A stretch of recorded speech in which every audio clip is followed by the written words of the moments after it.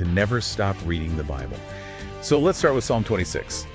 The notes we have call this a lament from David. He feels he's suffering, but like innocently. That's the key, the innocence part.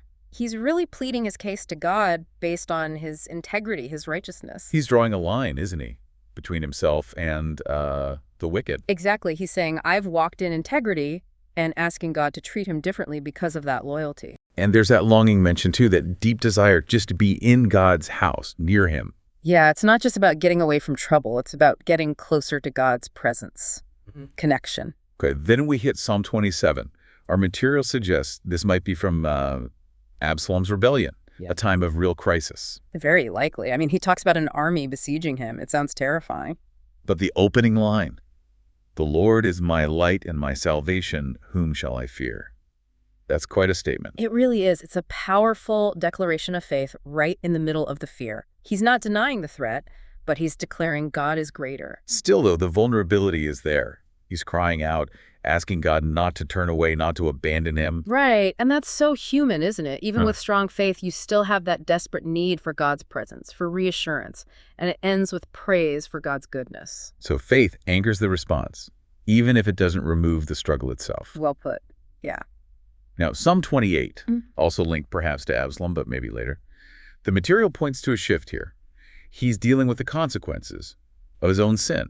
That's a crucial difference. It moves from, I'm innocent, to, okay, I've messed up, but I still need you, God. He's wrestling with the fallout of his choices. But he's still turning to God. And he's still asking for help, even asking for judgment on his enemies. Yes, and then even from that place of acknowledging his own part, he ends with trust and thanks. God is his strength, his shield.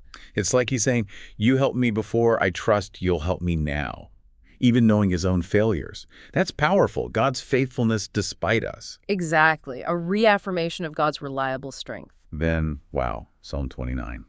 Complete change of pace. It's just loud praise, isn't it? Oh, definitely. It's a call for everyone, heavenly beings included, to give glory to the Lord. And the imagery. God's voice like thunder shaking the forest, stripping them bare.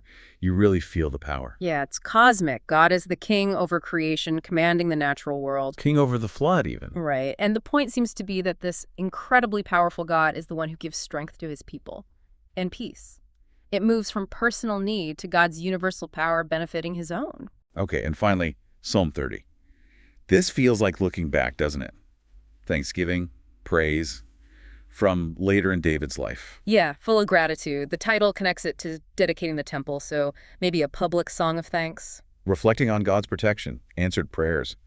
It mentions weeping may last for a night, but joy comes in the morning, and that kind of perspective. Exactly. Acknowledging the hard times, the brief anger maybe, but focusing on God's lasting favor, his faithfulness. Verses 3 to 5 really capture that. And it's personal. You brought me up, you healed me. He remembers specific instances of God's help. And that leads him to promise, basically, eternal thanks. I will give thanks to you forever. This deep dive into Psalms 26:30 was based on material provided by the Center Studio.